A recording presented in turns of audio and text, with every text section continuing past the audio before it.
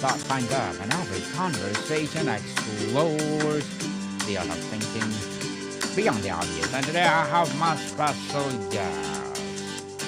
He's a world championship level dancer, a former multi-million proud business owner, and at one point ran a company with over 200 people working for him. And of course, not just another life coach, none other than Mr. Anthony A.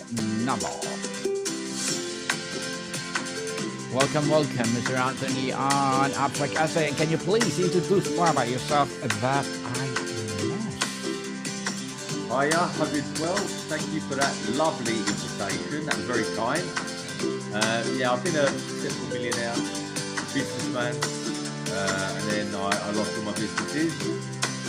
Also, I lost my son, and that pain and that determination made me start studying the brain and started understanding the human behaviors. And I fell in love and found my purpose in the world to help others. Yes, and thank you so much for sharing your knowledge and wisdom to the world. Mr. Anthony, thank you. So today let's talk about success, money, and the missing piece.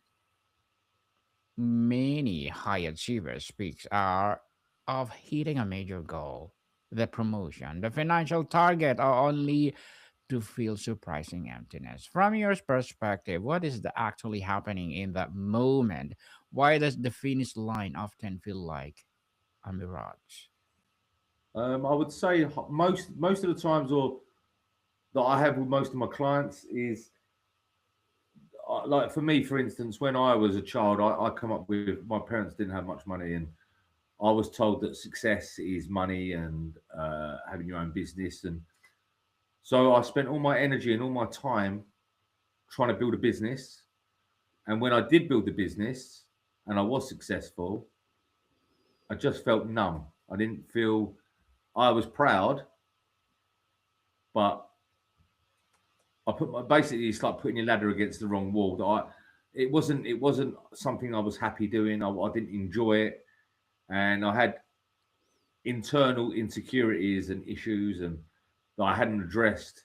So I feel that success can be quite lonely at times, and people usually fill their emptiness with habits, vices, or overspending. I would go out and buy a new Lamborghini, a Ferrari, a yacht, Moncler coats, Gucci clothes, and there were happy moments, but it wasn't success. If it's built in the wrong way, you won't find happiness through success.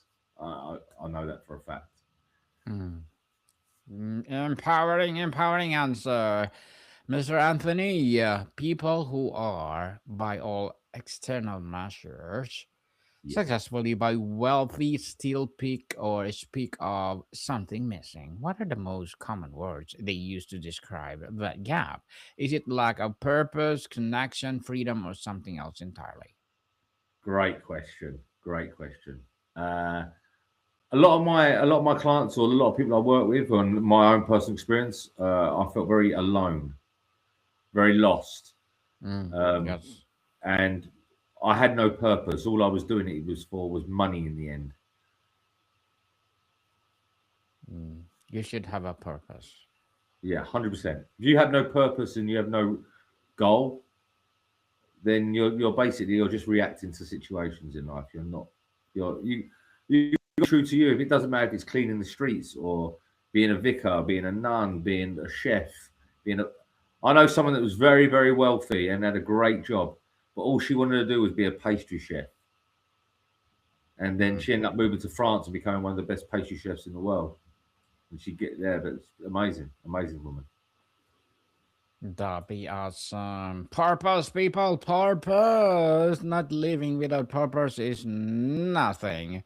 The two mountains, Mr. Anthony. Philosopher David Brooks talks about first mountain of career status and money, and the second mountain of purpose and contribution. Is the missing piece the failure to even see the second mountain, or is it treacherous valley between them? Yeah, if you know what that feels like, my first business. I was at the top of that mountain and I was looking at the other mountain thinking, how do I get there? How Yes. do I get over to there? Because that seems more value to me. And at the end of the day, we all want two things in life. The main two things is to feel happiness and feel loved. Mm-hmm. No matter how much money you get, you cannot buy that. And I don't, you can buy happy moments, but pure happiness and true purpose and true value to yourself is absolutely imperative. Let's talk about the diagnosing or diagnosing the disconnect, where the system breakdown, Mr. Anthony. We train from a young age to measure success by collective scoreboard, salary, title, net worth. What sometimes or someone realizes that scoreboard is not making them happy. What is usually the first quiet internal signal they ignore? I find a lot of because especially I think it's the same around the world, but in the UK, your parents and society tell you to go to school, leave school, get a job, get a career, get a business, find a partner, get married, get a dog, get a mortgage, and then when you're 65, you can enjoy life. And that's never sat right with me. But there's people out there that are driven um, and want to build successful businesses. But if there's that disconnect between your core values and what you believe, then I think no matter what you do for a job title, because we always look at someone their identity as their job title. They ask, "Oh, hi, what's your name? What do you do for a living?" And I think there's a disconnect there because they're still a human being, no matter what they do for a job. Mm. Interesting, Mr. Anthony. So, in the pursuit of financial success, what is the most common currency people unconsciously spend that later create a feeling of lack? Just like integrity, health, relationship, and personal joy. I would say most people, if they're in search of happiness, um, and they're not happy within their success, they end up putting other things aside, whether that's their health. I find a lot of my clients struggle with addiction and vices because they're trying to numb through their whether they feel lost, alone. And I found success very lonely. So I numbed my personal experience. I reached my pinnacle that I thought was where I wanted to be in life, and I ended up using a lot. I used drugs and alcohol to numb that void. So my integrity of life changed.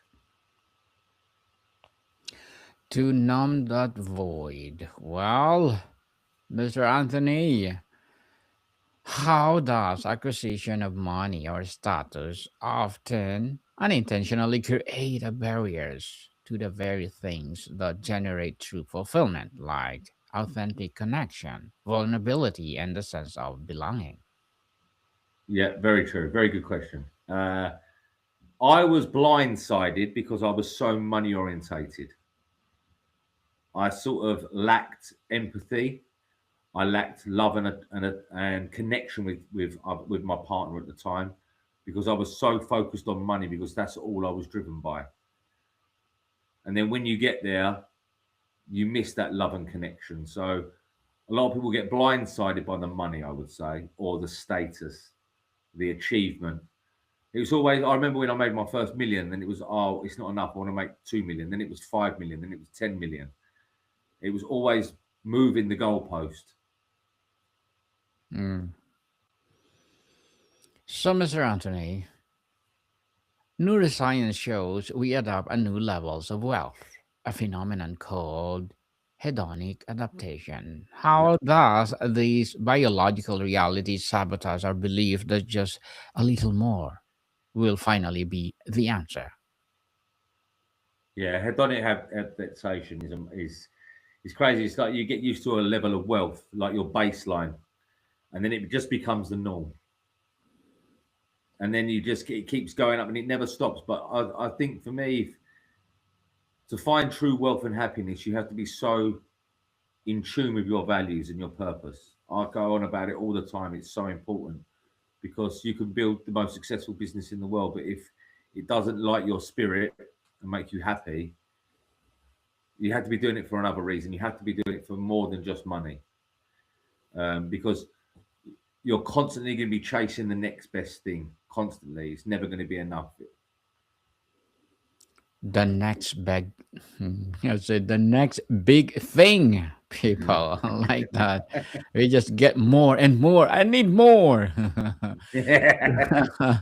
So, Mr. Anthony, let's talk about the nature of missing peace, identity, and integration. For some, success feels like wearing a costume, right? It was just Yeah. wearing a costume, performing a version of themselves that rewarded. How does this disconnect between a successful persona and the authentic self manifest, and what is the toll?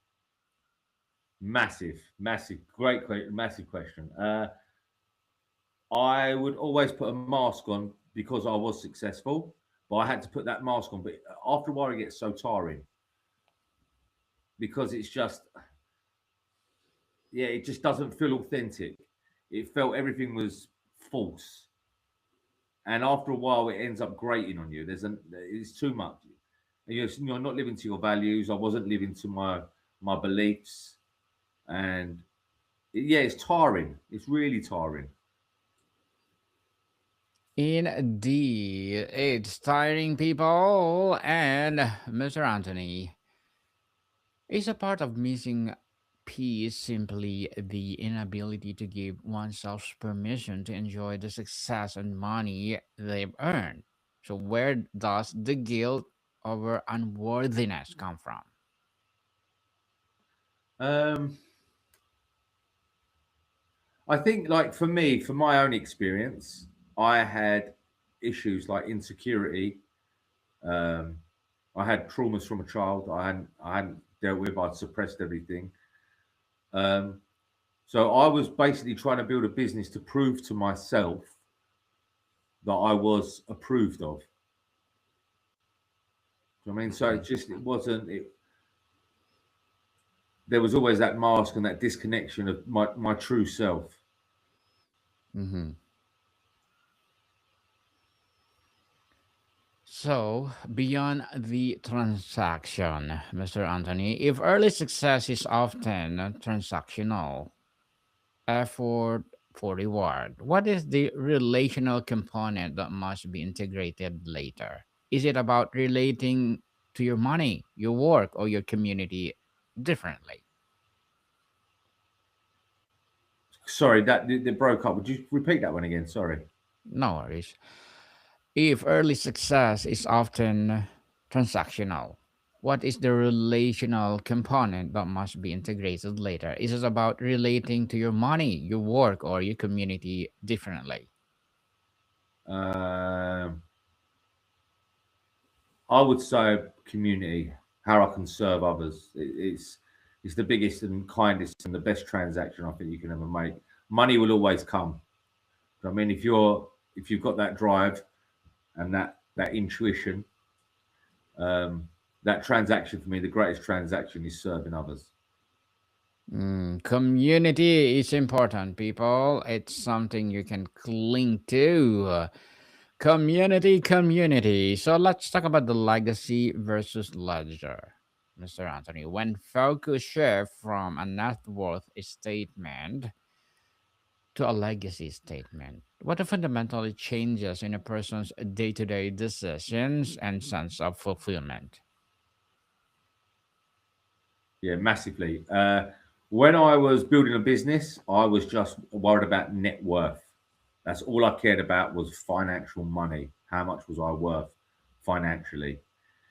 As I've got older, and I lost one of them. I lost that business, and I rebuilt another business, and very successful. I'm more about legacy now. I want to leave a legacy. I want to know that I've helped a million people in this world. So to me, legacy outweighs. I think if you're trying to build a legacy, you're going to build a difference between a good company and a great company. Mm-hmm. Definitely. A legacy, people. Build your legacy and stop procrastinating and share to the world. So, Mr. Anthony, the first step, practical step, when someone has the epiphany that their success and money are not just creating fulfillment, what is the small, non threatening first action you recommend to start exploring the missing piece? I would say go in. I know it sounds crazy, but for me, I would listen to the voice. I'd listen to where I feel off. Is it my business that feels off, or is it me personally that feels off? What Mm-hmm. feels unaligned?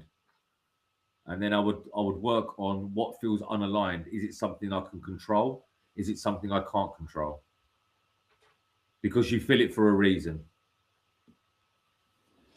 So, how do you guide someone to create a personal, holistic definition of wealth that includes but is not dominated by money?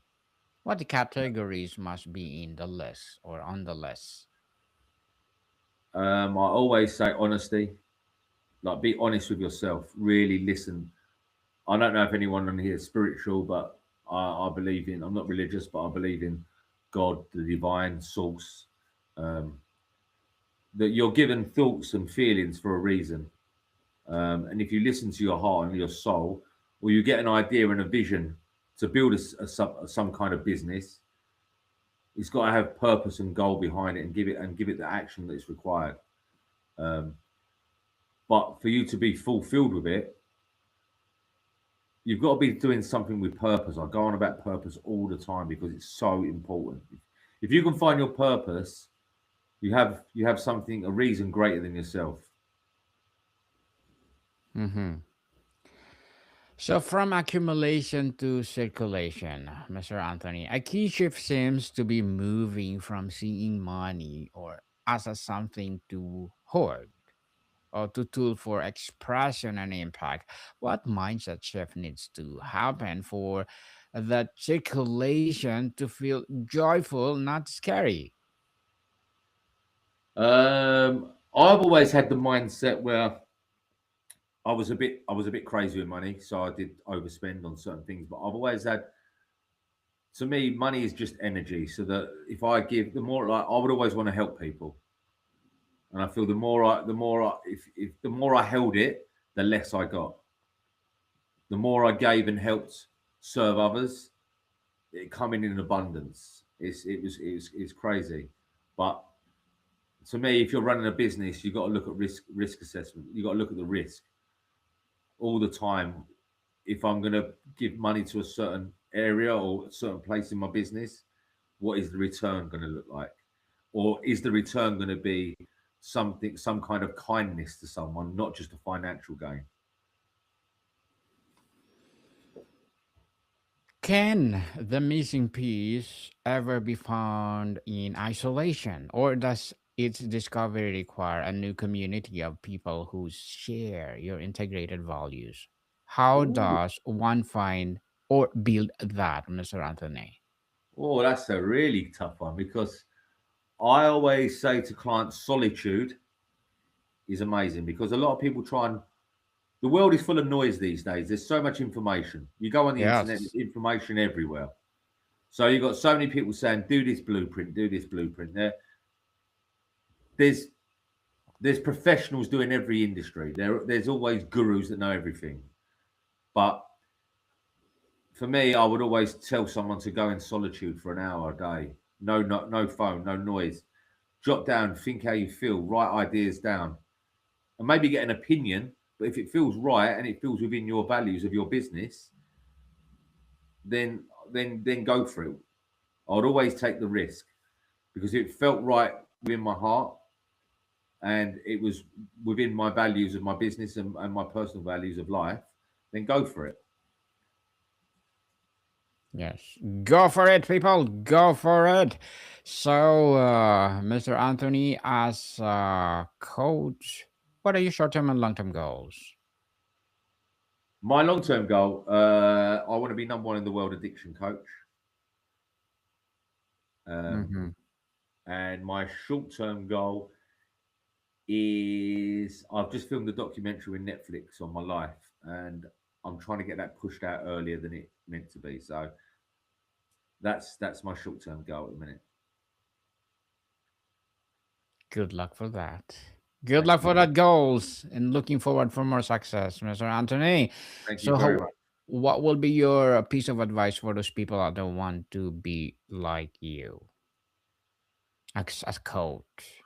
No, you know what? My biggest gem that I always would say to anyone is, if you're honest and true to yourself, you won't go wrong. I mean, it's like I said earlier. You're told in society to be a certain way, live a certain way, act a certain way, and then as you get a bit older, you start realizing that's not how I actually want to be. That doesn't make me happy. But success can be built in so many ways. It's not always just in a business or wealth, but it's yeah. My biggest thing is obviously just be honest to yourself, just be true to yourself, and take the action. Don't let fear stop you from doing it. Because the amount of people that come up with some fantastic ideas, some great ideas, and then they let it go in their head and they sit there and think about it, and then before they know it, they won't do it because they're scared that someone's going to laugh. They're scared they're going to fail. They're scared they're going to lose it. But it could be the best business in this entire world if they just took the action. Everything starts from a dream. Everything. And it just took someone to take that action to make it happen, and that's it. So don't be scared. You're going to get judged anyway. You're going to get judged if you don't do it, and you're going to get judged if you do it. So you might as well give it a go. Yes. You're gonna be judged, so don't care what people say about you, people. Thank you for that advice, Mr. Anthony. Thank you, thank you. So let's talk about the fear of slowing down. For a high achiever, exploring the missing piece can feel like taking your foot off the gas, which is trigger the deep fears of irrelevance of or failure. How do you navigate that fear? Um, so I find this a lot of my clients because they don't take a break. So they're either then off half the time or most of the time they've worked so hard, um, and they have either previous traumas or previous things going on in their life. So they either overwork or they numb it through other ways. So basically, they're suppressing a feeling, or they've built a business that they don't trust anyone to look after because it's their baby. So that's another scenario. But the best way to be to me the best. Everyone needs to take time to rest. You need time for yourself. You can't be full steam ahead constantly. You will burn out, and that burnout ends up causing disease in your body, and it's just not good for you because then your stress levels go up. Your dopamine doesn't spike properly, and it's just there's so much more to it. Yes. So, if one focuses on cultivating missing piece, does traditional success and money naturally follow, or is it a dangerous or misleading promise? I would say, that is like for me. I've been successful. I was ridiculous, like very successful, and I was but I wasn't happy. But the money was there. And then I started coaching 5 years ago after my son passed away. Sorry, just bear with me.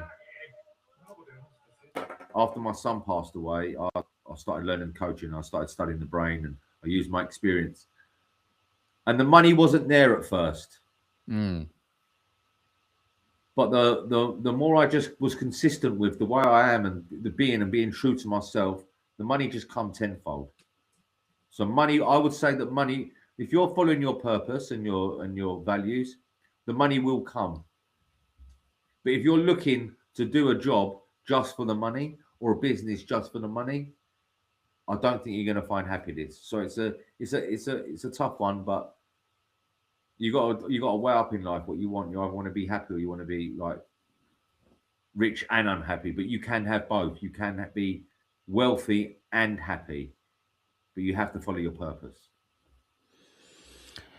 Well, Mr. Anthony, before we wrap up our discussion for today, I'm inviting you to please do listen to my other podcast, people. My other podcast, because my abstract essay is already in 6th season, Abstract Poverty in 2nd season, and my book 101 review in 6th season as well, Comedy 101 in 3rd season, and my Food 101 in its 6th season too. Geography 101, Love Letters, Movie 101 review, Music 101, our 5th season, Science 101, Sex 101, our 4th season, Trivia 101, Law 101, Mental Health 101, Motivation 101, Entrepreneurship 101, and Bible Verses 101 are my baby podcasts. So listen to them wherever you listen your podcast. So, Mr. Anthony, tell us, okay, if you paint a picture. If I paint. Yeah, if you paint a picture of a person who successfully integrated financial success with a missing piece, how do you spend their time, energy, and capital? Sorry, say that question again. Sorry, Daniel. No worries. If you paint a picture of a person who has Yeah. successfully integrated financial success with the missing piece, how do you spend their time, energy, and the capital? If it was like myself, I would spend the capital on things to try and make me happy. So I would buy yachts, I'd buy cars. It might be another way, but basically you try and fill that gap of happiness by using things that numb. Well, Mr. Anthony, thank you so much for sharing your knowledge and wisdom to the world. Thank you very much, Daniel. Yes, can you please invite our listeners to support your coaching, your advocacy, or anything you want to promote on Abstract Essay? Lovely. Thank you very much. So I'm on Instagram, TikTok, Anthony Noble Coaching or Anthony Noble Life Upgrade. Thank you very much, Daniel. Hope you have an amazing evening. Likewise. And I'm inviting you to my next, I have a podcast coming called Coaching 101. I'm going to invite you to that, Mr. Anthony, and let's talk about coaching itself. Lovely. Amazing. Yeah, so Mr. Anthony, thank you so much for your time. Thank you very much, Daniel. You take care. Likewise. More to come, people. See you soon.